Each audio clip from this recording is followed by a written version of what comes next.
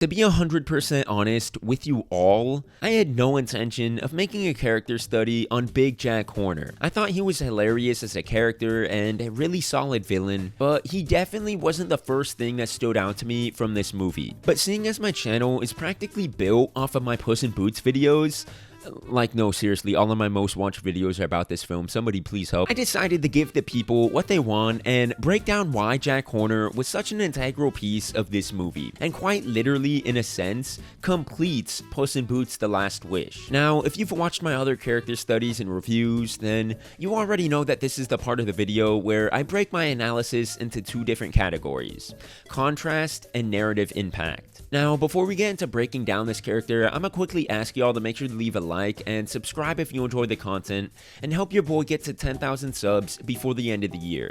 With all that out of the way, let's talk about Jack Horner. This is probably the more obvious of the two categories. Jack Horner is a stark contrast to the rest of the other characters in the film. In writing, there are two types of characters: dynamic, which are characters that start out one way but then change throughout the course of the story, and static, which are characters that don't allow the events of the narrative to affect them in any significant way and don't change throughout the film. Almost all of the characters in this movie are dynamic and have some sort of realistic background, which leads to some sort of character flaw that they eventually get to resolve by the end of the movie. Not our boy Jack, however. He is one of the only static characters in Puss in Boots: The Last Wish, and it works perfectly for his character if you think about it. There is intention behind his stagnant position in the film, and it's not just to be really funny, but Big Jack Horner, like many villains, is meant to be a foil to our protagonist. The audience sees what happens when Puss learns to let go of his wish for more lives.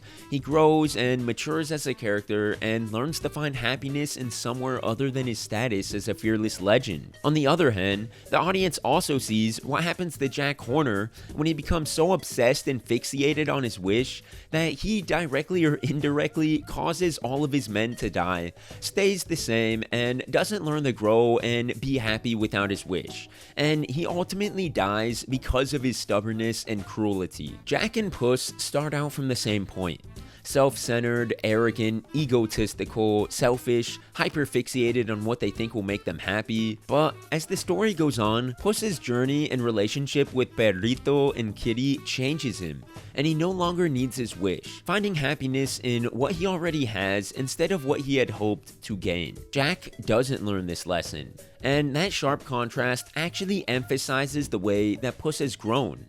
Another quick way Jack's contrast to the cast helps the main themes of the movie is through his background. Characters like Perrito and Goldilocks start out the game of life with a rough hand. However, they both eventually discover that they actually have everything they need to be happy in life. Jack Horner's background and conclusion sharply contrasts these characters. Jack being raised with everything one could hope for, yet not being content and wanting more from life, still obsessively pursuing what he thinks he needs to complete it. In a movie whose main message is to enjoy the one life you do have, Jack shows us what happens when you have all you need, yet take it all for granted. And that contrast really helps the audience to truly appreciate the characters in the film who don't take their blessings for granted. Finally, what you've all noticed and probably been waiting for me to talk about, Jack Horner's mercilessness and cold-blooded nature, in contrast to a mostly lighthearted cast, is perfect for creating pure comedy gold. On top of doing practically everything great,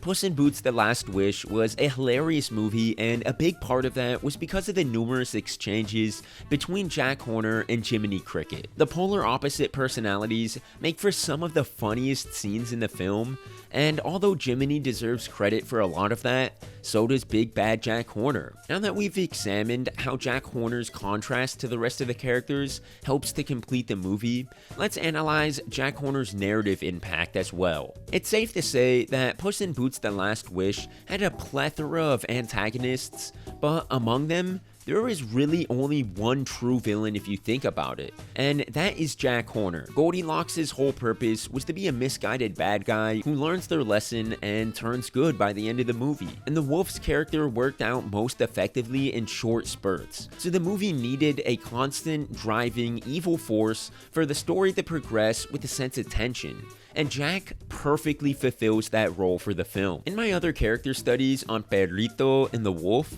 I broke down how each one was a catalyst for Puss's character growth. Jack Horner is a catalyst as well, but for the story and not for Puss's character development. After all, it is Jack who acquires the map to the Wishing Star, which starts the whole journey for the characters to go on, and after the Wolf, Jack is the true antagonistic force that needs to be defeated in order to restore peace. With so many antagonists and opposing forces, the movie needed a true, purely evil villain, and Jack fit the bill perfectly. Although it may seem like he was just there for comedy, heck, that's what I thought before I tried to more thoroughly examine his character for this video, Jack is actually a surprisingly integral part of Puss in Boots: The Last Wish. Just like practically all of the other characters in this movie, Jack plays his role perfectly, being the catalyst for the story and highlighting the growth of other characters through his lack of change. That's really all I have to say about this character. I'm honestly surprised I was able to extract so much detail from his role in the film,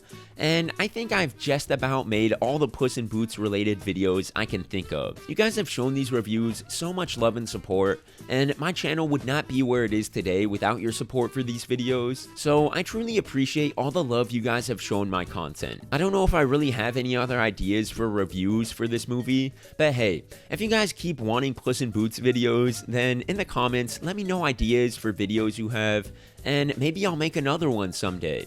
Anyways, if you like this video, then don't forget to leave a like and subscribe, and help me reach 10,000 subs before the end of the year. I'll catch you all on the next one. Have a great day.